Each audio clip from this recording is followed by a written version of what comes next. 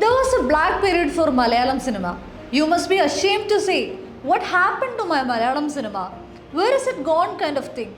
They have lost their grains. മലയാള സിനിമയുടെ ഇരുണ്ട കാലത്തെക്കുറിച്ച് കമലഹാസൻ പറഞ്ഞതാണ്. ചീത്ത നേരത്തിന് ശേഷം നല്ല നേരം വരുമെന്ന് പറഞ്ഞ പോലെ മലയാള സിനിമയുടെ ആ നേരവും കടന്നുപോയി. കെട്ടകാലത്തെയും ക്ഷാമത്തെയും അതിജീവിച്ചു. മികച്ച കണ്ടന്റുകൾ പിറവികൊണ്ടു. വിശ്വപ്രസിദ്ധരായ ടെക്നീഷ്യന്മാരും ലോകശ്രദ്ധ നേടിയ സിനിമകളും കൊണ്ട് സമ്പന്നമാണ് ഇന്നിവിടം. സിനിമയ്ക്കകത്ത് നടക്കുന്ന ശുദ്ധി കലശങ്ങൾ പോലും ലോക സിനിമ മാതൃകയാക്കുകയാണ്. എവിടെ നിന്നും ഉയരുന്നത് ഒരേ ചോദ്യം: എന്ത് അത്ഭുതമാണ് അവിടെ സംഭവിക്കുന്നത്? കൂടുതൽ റിയലിസ്റ്റിക് സിനിമകൾക്കും പ്രകൃതി എന്ന് സ്വയം കളിയാക്കി വിളിച്ച സിനിമകൾക്കും കഥാ കേന്ദ്രീകൃതമായ എഴുത്തുകൾക്കും മുൻതൂക്കം നൽകി വന്ന മലയാള സിനിമയ്ക്ക് ബിഗ് ബജറ്റ് സിനിമകളും വഴങ്ങി തുടങ്ങിയിരിക്കുന്നു. എന്നാൽ അതിനു മുകളിലാണ് മലയാളി താരങ്ങൾക്ക് മറ്റ് ഇൻഡസ്ട്രികൾ നൽകി വരുന്ന പ്രാധാന്യം. കഴിഞ്ഞ ദിവസം റിലീസിനെത്തിയ ഗോട്ടിലും അതിനു മുൻപ് പുറത്തിറങ്ങിയ കൽക്കിയിലും വരാനിരിക്കുന്ന വേട്ടയാൻ, ലക്കി ഭാസ്കർ, കാന്ത, പുഷ്പ 2 തുടങ്ങി നിരവധി പ്രമുഖ റിലീസുകളിലും ഇന്ന് മലയാളി താരങ്ങൾക്കുള്ള സ്ഥാനം ചെറുതല്ല.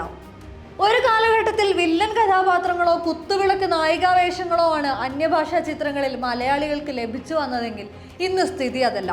കോവിഡിന് ശേഷം ചക്രവാളങ്ങൾ വലുതാവുകയാണ്.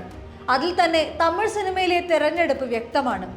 ക്രിട്ടിക്കലി ഏറെ ശ്രദ്ധ നേടിയ സുറൈപോട്ട്, ജയ് ഭീം എന്നീ ചിത്രങ്ങളിൽ ഒട്ടും മലയാളിത്തമില്ലാതെയാണ് അപർണ ബാലമുരളിയും ലിജോ മോളും എത്തിയത്.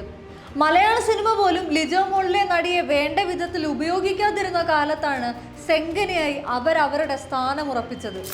ഏറ്റവും ഒടുക്കം തങ്കലാനിൽ വിക്രത്തെ വെല്ലുന്ന താരമായി പാർവതിയും പ്രേക്ഷകരെ ഞെട്ടിച്ചു. ഇതിനൊക്കെ മുൻപ് തന്നെ അസുരനിലെ പാച്ചിയമ്മയായി മഞ്ജു വാര്യരും തമിഴിൽ അരങ്ങേറ്റം കുറിച്ചിരുന്നു. മലയാള സിനിമയിൽ തളർച്ച നേരിട്ട കാലത്താണ് അസുരന് പിറകെ അജിത്തിനൊപ്പം തുനിവിലും അവരെത്തിയത്. വിജയ് സേതുപതി നായകനാവുന്ന വെട്രിമാരൻ ചിത്രത്തിലും രജനീകാന്തിനെ നായകനാക്കി ജ്ഞാനവേൽ സംവിധാനം ചെയ്യുന്ന വേട്ടയാനിലും മഞ്ജു വാര്യർ നായികയാവുകയാണ്.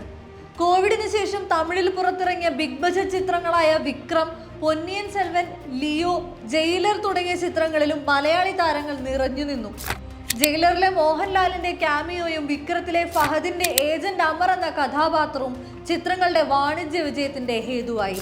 കഴിഞ്ഞ വർഷങ്ങളിലായി ഫഹദ് ഇന്ത്യൻ സിനിമയ്ക്ക് നൽകുന്ന ആവേശം ചെറുതല്ല.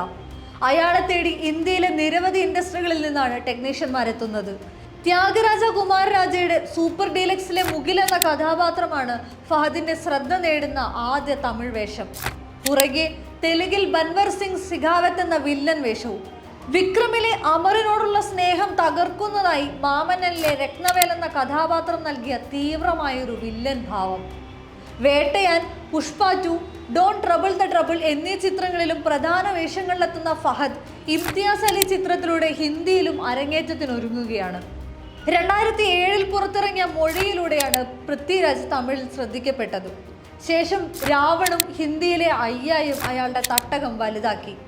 പ്രഭാസിനെ നായകനാക്കി 2023 പുറത്തിറങ്ങിയ സലാർ എന്ന ബിഗ് ബജറ്റ് ചിത്രത്തിലും അക്ഷയ് കുമാർ നായകനായ ബഡേ മിയാൻ ചോട്ടെ മിയാൻ എന്ന ഹിന്ദി ചിത്രത്തിലും പൃഥ്വി മുഖ്യ കഥാപാത്രമായി. എന്നാൽ മാരി 2 മാത്രമാണ് ശക്തമായൊരു അന്യഭാഷാ കഥാപാത്രമാവാൻ ടൊവിനോയ്ക്ക് സാധിച്ചത്. മലയാളി യുവതാരങ്ങളിൽ രാജ്യത്താകെ ആരാധകരെ സൃഷ്ടിക്കുന്നതിലും മലയാള സിനിമയെ പരിചയപ്പെടുത്തുന്നതിലും ദുൽഖറിനും ഏറെ പങ്കുണ്ട്. സോളോ എന്ന പരീക്ഷണ ചിത്രത്തിനേറ്റ തിരിച്ചടിക്ക് പുറകെയാണ് ദുൽഖർ തട്ടകം മാറ്റിപ്പിടിച്ചത്. ജമിനി ഗണേശായി മഹാനടിയിലും ലഫ്റ്റനന്റ് റാമായി സീതാരാമത്തിലും എത്തിയതോടെ ദുൽഖർ ടോളിവുഡിന്റെ പ്രിയങ്കരനായി. അതിനിടെ ഇർഫാൻ ഖാനൊപ്പം കാരവനിലും അഭിഷേക് ശർമ്മ ചിത്രമായ സോയ ഫാക്ടറിലും നായകനായി. തമിഴിൽ കണ്ണും കണ്ണും കൊള്ളയെടുത്താൽ ഹേ സിനാമിക എന്നീ ചിത്രങ്ങൾ. ചുപ്പ് എന്ന ഹിന്ദി ക്രൈം ത്രില്ലറിലെ പെർഫോമൻസും കരിയർ ബെസ്റ്റായി. ബോളിവുഡ് താരങ്ങൾ അണിനിരന്ന കൽക്കി എന്ന തെലുങ്ക് ചിത്രത്തിൽ മാൻഡലോറിയൻ എന്ന സ്റ്റാർ വാർസ് താരത്തെ ഓർമ്മപ്പെടുത്തുന്ന ക്യാപ്റ്റൻ കഥാപാത്രമായും ദുൽഖർ എത്തി. ബിഗ് ബജറ്റ് ചിത്രങ്ങൾക്ക് പുറമെ കഥാമൂല്യമുള്ള നിരവധി ചിത്രങ്ങളിലും മലയാളി സാന്നിധ്യം വർദ്ധിച്ചു. പേരൻപിലെ മമ്മൂട്ടിയുടെ അമുതവൻ നിരവധി അംഗീകാരങ്ങളാണ് നേടിയത്. ഇതേ ചിത്രത്തിന്റെ തന്നെ സംവിധായകൻ റാമിന്റെ വരാനിരിക്കുന്ന 7 കടൽ 7 മലയിലെ കേന്ദ്ര കഥാപാത്രമായി എത്തുന്നത് നിവിൻ പോളിയാണ്. ഈ വർഷം ആഗസ്റ്റ് അവസാനം പുറത്തിറങ്ങിയ മാരി സെൽവരാജ് ചിത്രം വാഴയിലെ നിഖില വിമലിന്റെ പൂങ്കൊടി ടീച്ചറും PS വിനോദ് രാജ് സംവിധാനം ചെയ്ത കൊട്ടുക്കാരിയിലെ അന്നാബെൻ അവതരിപ്പിച്ച മീനയും പാരഞ്ജിത്തിന്റെ നിർമ്മാണത്തിൽ സുരേഷ് മാരി സംവിധാനം ചെയ്ത ജയ ബേബിയിലെ ഉർവശിയുടെ ടൈറ്റിൽ കഥാപാത്രവും ഈ അംഗീകാരങ്ങൾക്ക് ഉദാഹരണമാണ്. മലയാള സിനിമ അതിന്റെ ചുരുങ്ങിയ റിസോഴ്സുകൾ കൊണ്ടും മൂലധനം കൊണ്ടും നേടിയെടുക്കുന്ന കലാമൂല്യത്തിന്റെ പ്രതിഫലമാണ് ഇന്ന് മറ്റ് ഇൻഡസ്ട്രികളിൽ നിന്നുപോലും ഇങ്ങോട്ട് ഒഴുകിയെത്തുന്ന അവസരങ്ങൾ. അതൊരു കൊടുക്കൽ വാങ്ങൽ കൂടിയാണ്.